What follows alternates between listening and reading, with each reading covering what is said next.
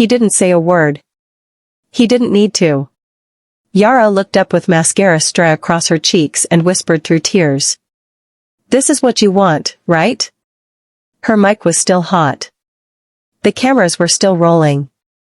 What they captured next was never supposed to see the light of day. Hello, I'm Oliva and this is TLC Drama Files, where real pain meets real receipts. If you've ever watched reality TV and thought, wait, is this all scripted? Buckle in because tonight we're not talking about drama, the usual shouting match, or staged fight. No. We're talking about something buried. What if the most emotional, gut-wrenching moment of an entire day? Fiancé season was the one that never aired, a full breakdown? Not for the cameras, not for the storyline, but real, raw, and terrifying in its honesty. It all started with a breakdown scene TLC fans remember too well, but not the way it actually happened. In the aired version, Yara sits on a hotel bed, blinking back tears, saying she's overwhelmed. They even added that piano sadness track like a lullaby for public grief.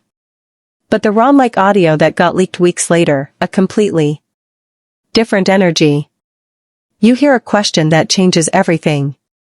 Am I doing this right? She asks. Then a long pause. And that whisper hoarse exhausted. This is what you want, right? That sentence wasn't part of any confessionals. It didn't make the polished cut. Why? Because it didn't fit the story TLC was building. That wasn't drama. It was disillusionment, a full collapse of someone realizing her pain was being turned into storyline.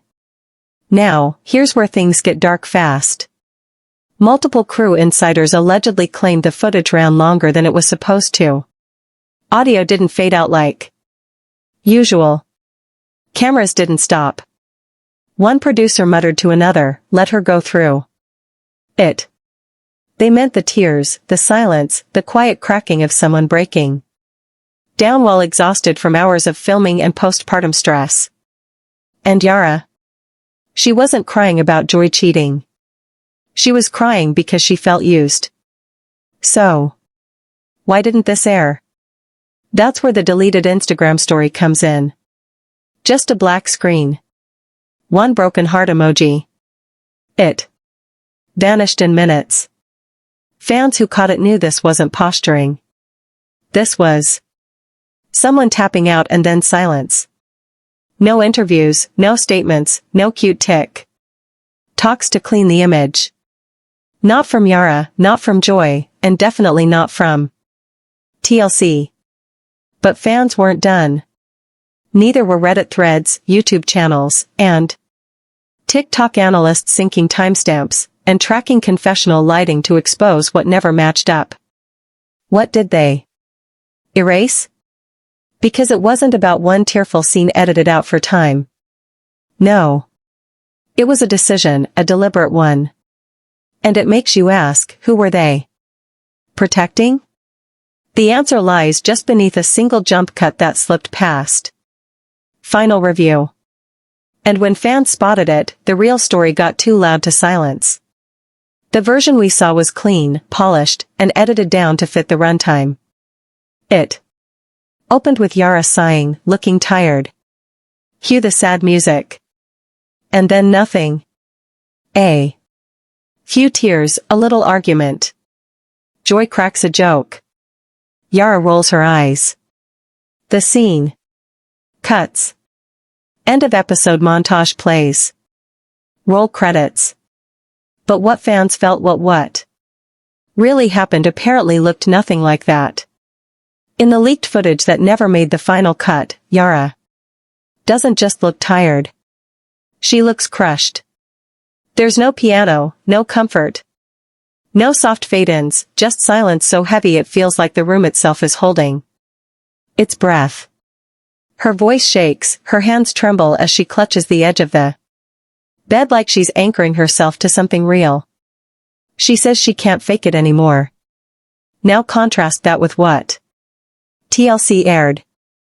Same hotel room, same outfit, but everything else felt false.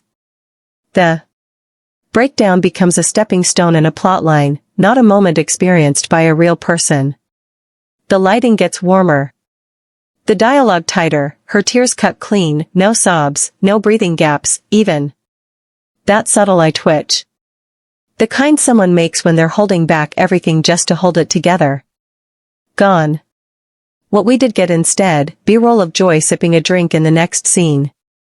Flashbacks to their earlier romance with bubbly music in the background, and that bizarre moment during his confessional when he laughs and says, "Yeah, Yara's dramatic, but she gets over it."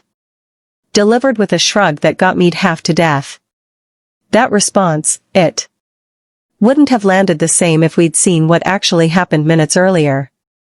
Reality TV doesn't need actors. It needs editors. It doesn't run on truth. It runs on rhythm. Lighting cues tell us how to feel. Confessional cuts tell us who to blame. A sigh taken seconds too late gets inserted before a voiceover to make someone seem naggy. A joyful clip from weeks ago gets spliced in post-fight to imply reconciliation. And viewers end up watching a version of reality sculpted to fit someone's storyboarding checklist. And this edit wasn't careless, it was strategic. Yara's grief cropped down to digestible drama. Her desperation recast as passive aggression. Her breakdown a bump in the road, not a warning sign. The real kicker, Joy's scenes always got the light. Literally. Watch closely. When he's speaking, the tone lifts. When he's laughing, background music supports the charm. It's subtle, but not subtle. Enough for fans who noticed he always got the warm beats while Yara got the tension. Even insiders allegedly said they built him as the brand, fun-loving, goofy, lovable mess. So, when Yara cracked under the pressure of being both mother and storyline, TLC didn't just soften the moment, they sterilized it. And then came the moment that made even the crew pause. Not because it was dramatic, but because it was too real. To control. By the time Yara whispered, "I can't do this anymore," she had been filming nearly hours straight. The baby was with her mother in the next room. No breaks, just back-to-back. Confessionals, retakes, and emotional poking until something finally broke. And that was the point. According to multiple insiders, she had already asked to pause filming twice. Crew members allegedly overheard her pleading for space. Just minutes to reset, breathe, see her daughter. The reply: "We need closure, not comfort, not compassion." Closure. That's reality TV. Code for "we need your pain, but cleaner." Her scenes were shot last that day. Maybe that was a coincidence.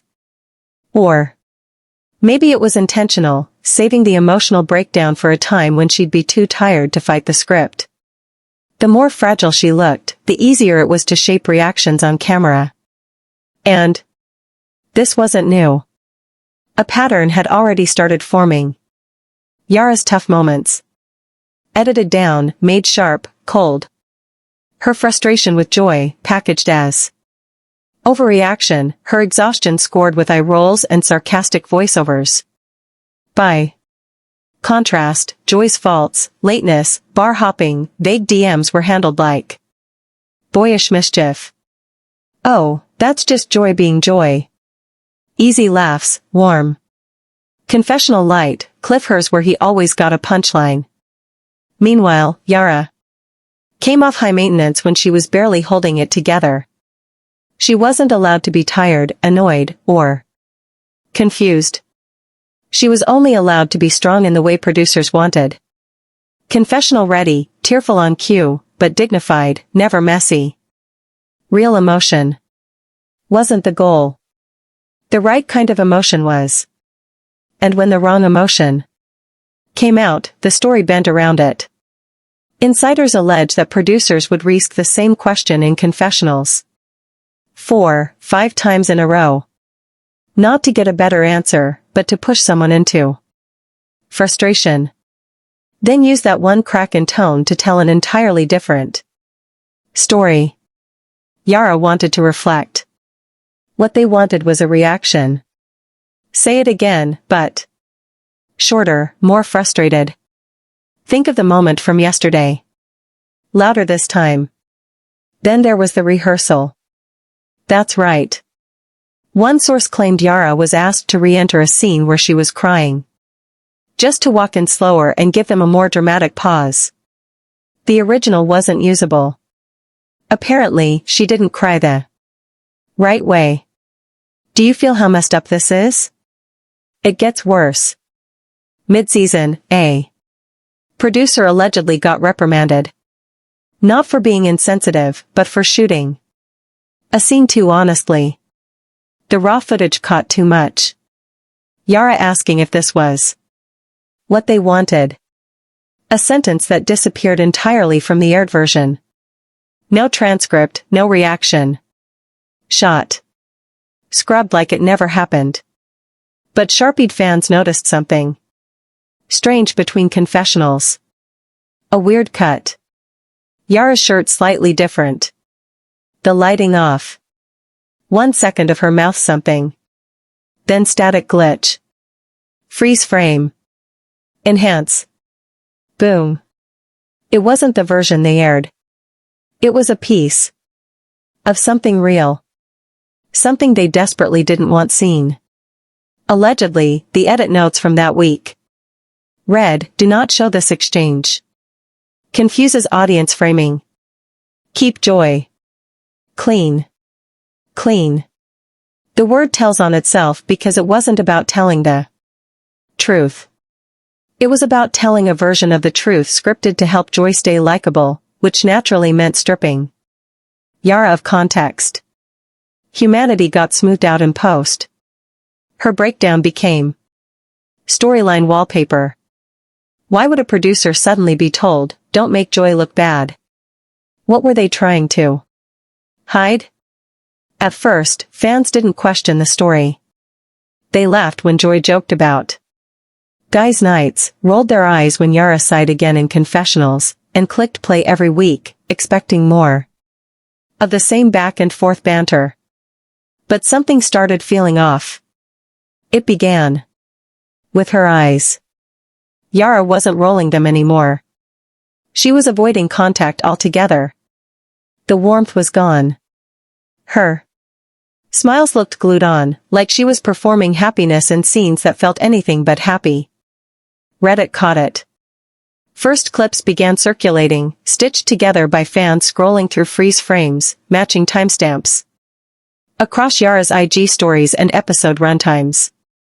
One user noticed a hoodie Yara wore in an older confessional had only shown up on her page weeks after the scene supposedly happened. Another spotted the same wine glasses from their anniversary episode in an earlier fight scene, suggesting something was filmed way out of order. TikTok ran with it. Then the audio theory started. People slowed down the moments TLC thought no one would notice. A mic crackle, a background hiss, an abrupt cut in a sentence. Viewers weren't watching the show anymore. They were analyzing it like an unsolved case. Joy's jokes also stopped landing. He'd pull one of those classic lines, "She's overthinking again."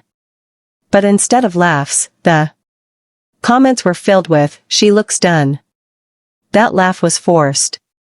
And why is this scene giving hostage vibes? Even veteran castmates who usually play it safe began liking cryptic posts about emotional burnout and production pressure. One of them, no names, was seen leaving an IG comment that simply read, "We see you." It was subtle but direct. The shift was clear. The audience wasn't rooting for the storyline anymore. They were looking for the truth inside it. Then came silence. Yara wiped her socials clean. No skincare tips, no baby updates, no TikToks with filters, just weeks of nothing. That quiet spoke louder than every episode combined. And when a small fan page posted what looked like a leaked crew group chat, chaos erupted. One message, mostly blurred out, read, "They're hiding something big." Post got flagged. Beta asset marked do not air. Boss freaked. Yes, it could have been fake. Internet leaks often are, but the timing matched perfectly. The scene people couldn't find. The confession missing from the timeline. The glitch in the final episode that looked like a fragment from that buried moment. One TikTok creator froze a frame and captioned it, "This isn't a reaction. It's fear disguises patience." Within a week, Serenus or Justice for Ureo was trending. And in case you missed it, yes, the raw footage they buried was tagged do not air. Who made that decision and why?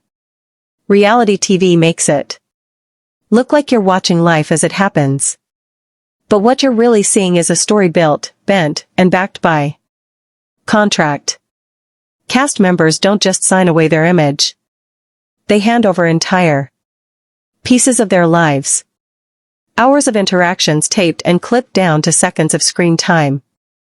Non-disclosure agreements seal everything behind legal walls. If they speak out mid-season, they risk being sued. So silence isn't consent, it's survival. And here's the setup most viewers don't know. These shows aren't filmed to show what's true. They're filmed to get what producers need. A cold shoulder that becomes the relationship is on the rocks. A tired voice that turns into drama is brewing. A half smile from the wrong angle becomes a meme about being fake. And all of that sells. The production playbook is old. Start with a couple people love. Introduce tension. Fuel that tension until one breaks. Package the breakdown, then sell the comeback. It's not a coincidence that every season has the same arc. It's the format. And that arc only works when someone becomes the emotional scapegoat. In this case, Yara. They painted her as demanding, dramatic, critical. Even when she had a newborn in one arm and exhaustion circling both eyes, she wasn't allowed to be vulnerable. Meanwhile, Joy flirted with party boy charm, cracked jokes about strip clubs, and got framed as a little immature, but harmless. That's not storytelling. That's imbalance. And it's gendered. When Joy slipped, he was playful. When Yara slipped, she was portrayed as bitter or cold. Joy's mistakes got softened with edits and music. Yara's stress got looped into reaction TikToks and hot takes about her attitude, but fans started seeing it. Yara's tears weren't confessionals. They looked like coping. Her quiet pauses didn't play like strategy. They played like someone carefully choosing words so she won't fall apart. And then she stopped choosing completely. Her silence wasn't giving up. It was stepping back from a system that turned her real burnout into entertainment. With nothing left to say, she did what the producers feared most. Stopped performing. But silence, ironically, speaks louder in a show obsessed with noise. It made people listen harder. Rethink what they believed. Ask what wasn't aired. Then came the podcast. A casual chat with a friend. Percent of it lighthearted, but one moment changed everything. The host asked a basic question. Would you do another reality show? Yara paused. Then she said softly, but firmly, only if I get to approve what's real. The next day, that version of the episode vanished from Spotify, YouTube, Apple Podcasts, everywhere. Re-uploaded with the segment edited out, scrubbed. It wasn't a scandalous line. It wasn't dramatic. It was honest. And maybe that's why it vanished. Too real. For a machine built on illusion. At this point, it wasn't just about Yara's silence. It was about who had the right to tell her story in the first place. No explosion, no scandal post, no let me tell my side. Just a black screen, one broken heart emoji. That was it. That's all Yara posted. And still the internet stopped. No names, no shade, no clapbacks, just pain, not performed, not exaggerated, just there, quiet, personal, and absolutely intentional. And that silent emoji, it hit harder than any caption she could have written. Because by this point, fans were already looking for something, anything to tell them what was going on. They had picked apart clips, timelines, audio glitches. But what they didn't expect was for the next signal to arrive in silence. That story didn't last a full hour. She deleted it fast. But that didn't stop the internet. Screenshots flew. Reddit threads lit up. Not with fights this time, but concern. People stopped defending sides. They started connecting dots. The baby, the filming hours, the vanished podcast clip, and now silence. That felt more like strategy than sadness. This wasn't her quitting. It was her pulling the plug on a toxic edit. That never gave her space to be human. Then came a podcast quote that circled back in the weirdest way. It was from an earlier episode barely anyone watched until now. Yara's voice, calm but tired. Sometimes silence says everything they won't let you say. Boom. It was like she dropped a grenade without lifting a finger. Instead of calling them out, she let them collapse under their own spin. No rants, just restraint. That's what made it cut deep. There was a grief that doesn't scream. It looks you in the face and waits for you to admit it. After that, fans noticed something wild. Her caption started to change. No more promo. Blurs, no emojis and filters. Her post got shorter, sharper. One read, they said, give them real. Then they edited it out. Another, they liked it better. When I smiled in silence. No tags, no names. Everyone knew who she was talking about. Comment sections flipped overnight. We were wrong about her. This wasn't acting. It was survival. I see her differently now. She didn't ask for sympathy. She didn't tell people who to blame. She just took up the one kind of space the network couldn't edit. Her own truth in her own words on her own timeline. And weirdly, TLC went quiet, too. They stopped centering her in promos. Stopped pushing Joy's goofy charm as hard. Corporate silence, PR. Reshuffling, damage control wearing fatigue. Because by now it was clear the edit didn't hold. They lost the narrative, and without saying his name once, she took control of the entire narrative just by choosing not to speak. TLC knew they had to do something. The leaks were out. The glitch had been caught. Yara's silence was getting louder by the day. So, when they announced a special teaser featuring Joy's big apology, fans brace for damage. Control wrapped like redemption. In the scene, Joy sits under dimmed lights in a confessional chair, hands clasped, voice low. He says he regrets a lot, that he wishes he'd done things differently, that he never wanted to hurt anyone. Sad. Music plays in the background. His eyes stay down. The emotional slow zoom kicks. Enduring the pause, but something feels off.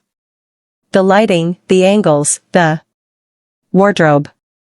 Fans with receipts and screenshots put it out within hours. That scene was filmed weeks after the actual trip storyline. Even worse, his shirt matched a completely different scene already aired earlier in the season. The confession didn't match the timeline. The apology wasn't real-time growth. It was post-leak PR. And once you see it, you can't unsee it. He wasn't processing what happened. He was reading the script they needed him to say after everything exploded online. Then came the only real moment in the scene. Yara's response, no tears, no dramatics. She looked at him, blinked, and said flatly, "You've said many things before. Not rude, not bitter. Just done." That one line undercut everything. But instead of sitting in the weight of that moment, TLC rushed to break the tension with a flashback montage, shots of them laughing, hugging, kissing in old confessionals, Joy making dad jokes, Yara smiling in earlier episodes, music swells, cut to a wide shot. Cue the upbeat preview of next week's episode. Nice try. In any other season, that edit might have worked, but not this time. Fans were already on high alert. They didn't want curated emotions. They wanted answers. And this theatrically stitched apology only made the silence surrounding the unaired scene feel more suspicious. Because if everything was truly wrapped up, why did it still feel so incomplete? Except this time, the audience didn't bite. They wanted truth, not closure.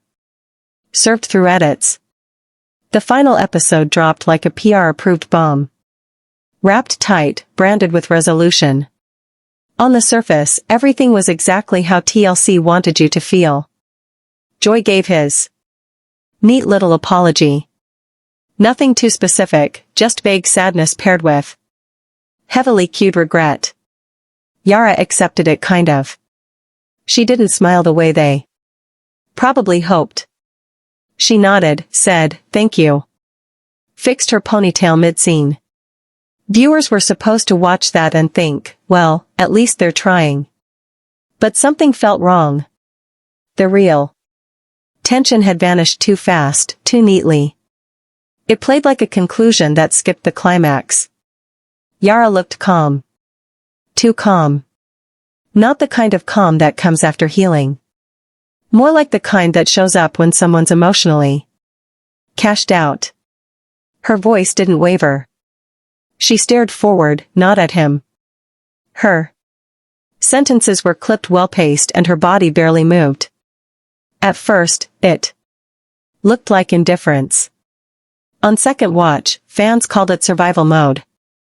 Then, minutes before the credits rolled, something strange happened. A frame glitched barely half a second long. Most people missed it.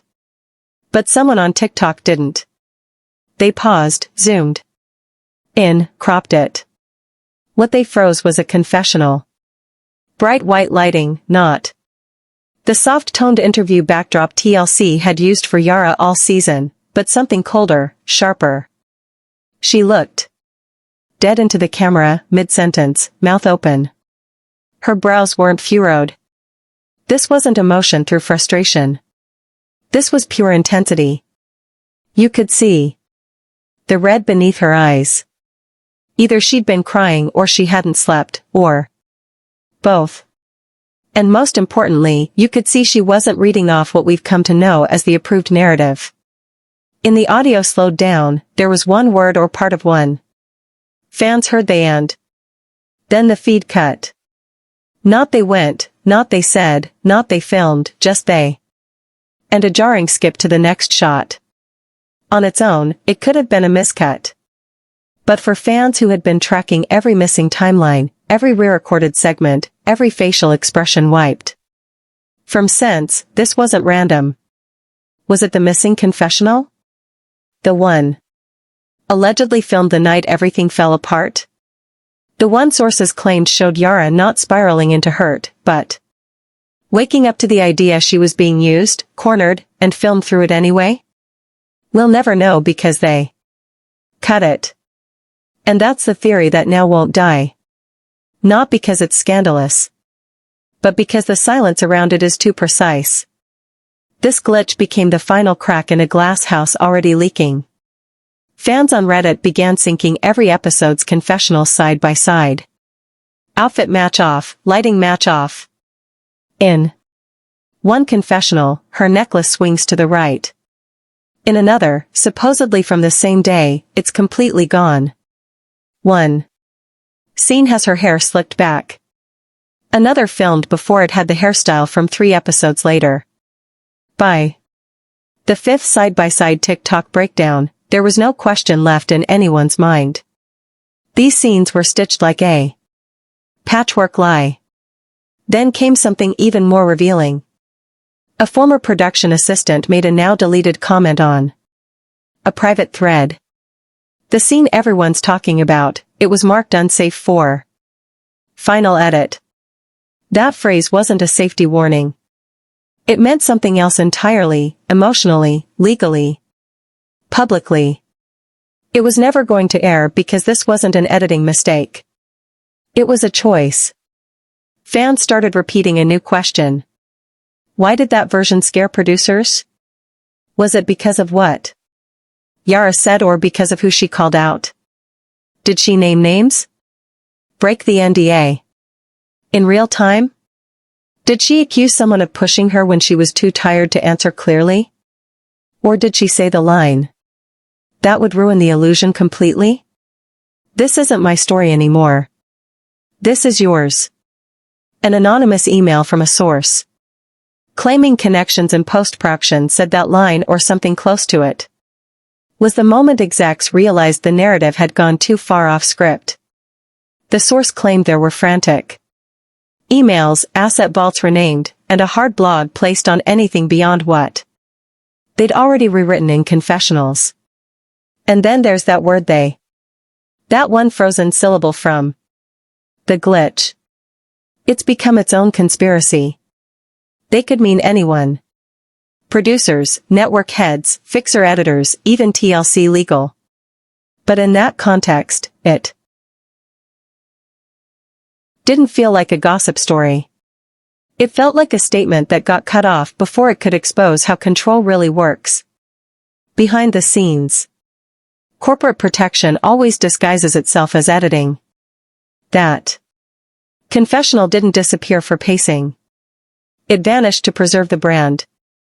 Because if too many people knew how much of what they felt was designed to be felt, that breaks the whole system.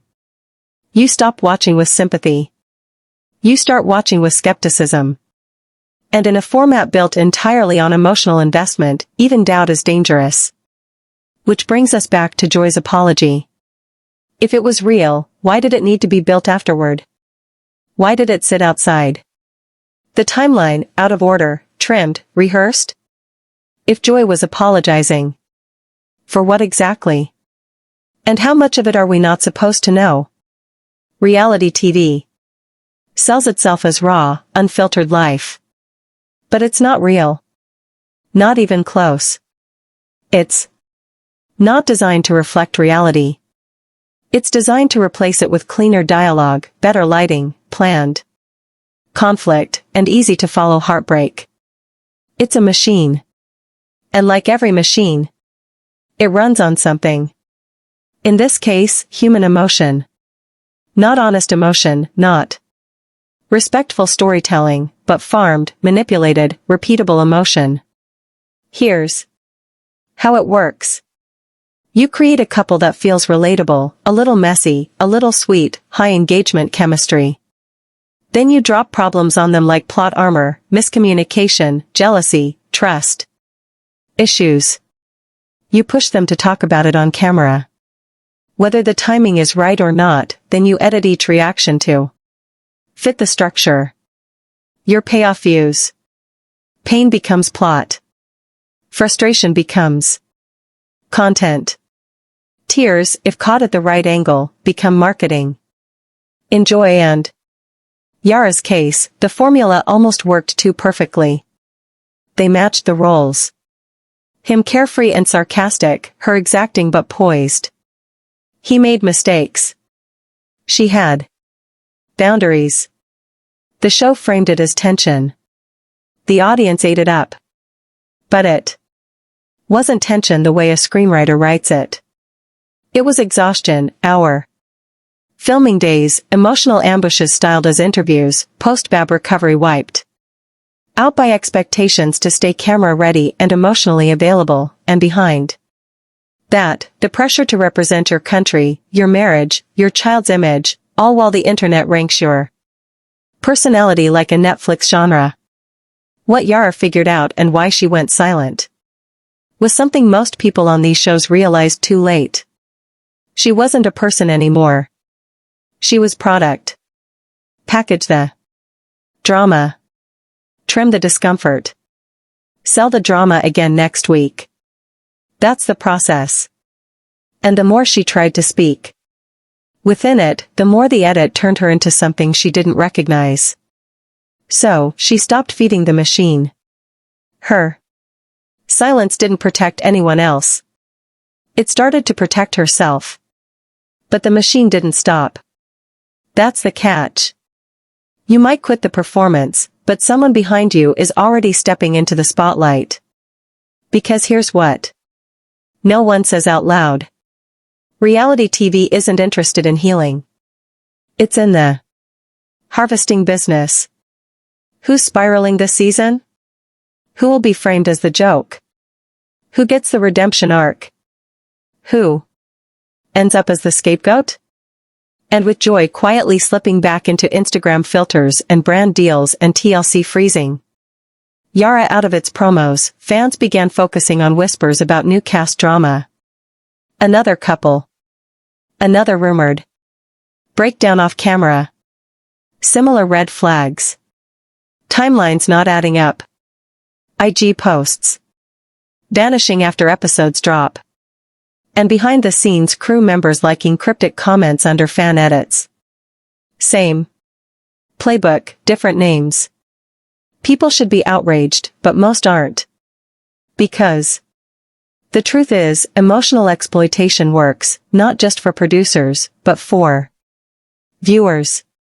Audiences reward breakdowns with views. We turn tantrums into meme formats. We clip angry outbursts and add reaction emojis. Somewhere between the screen and our phones, we forget these aren't characters. They're parents, partners, immigrants, women living miles from home under emotional extraction. We don't watch to learn, we watch to feel. And if that feeling fades, there's always another season. The scary part, nothing about this system is illegal. Because legally, the cast consented to the footage being edited however the network likes. Emotionally though, they never stood a chance. It's a rigged contract with rules nobody can follow and stay true to themselves. So when Yara kept her mouth shut after her breakdown, when she refused to post statements or set the record straight, it wasn't submission, it was defiance. Because silence now is the only thing the edit can't reshape. And here's where it gets darker. One source, allegedly a former Post-P production assistant, said the final breakdown footage still exists, locked under a renamed file, archived in the server. Too volatile, they said, too raw, not deleted, just sitting, labeled footage beta, do not air that clip. Still encoded in the library, still untouched. They didn't destroy it, they buried it. Why? Not because it wasn't good TV, but because it was too honest for the story they sell. Imagine that. A show that thrives on authenticity, drawing the line at too much of it. And from everything that's come forward, that moment, the breakdown, the hot mic, the confessional that almost made it through wasn't scripted sadness. It was someone realizing the camera no longer saw her. It only saw her utility. So when people say she should speak up, they're missing it. She already did and they edited it out. That's the warning threaded through her silence. Once your story doesn't belong to you, nothing you say matters unless it gets permission to be heard. This isn't about Yara versus Jovi anymore. It's bigger than that. It's about contracts that reduce people to plot devices. About producers who blur reality until it sells. About an audience that rewards emotional collapse with trending hashtags and then forgets by next week. The machine isn't broken. It's well-oiled, built for speed, and perfectly equipped to spin someone's humanity into a cliffhanger before collect calls are even placed. Yara opted out quietly, strategically, but someone else is already next in line. And that do not air footage rumor says it's still sitting in their archives. Today, untouched, unseen, but not forgotten.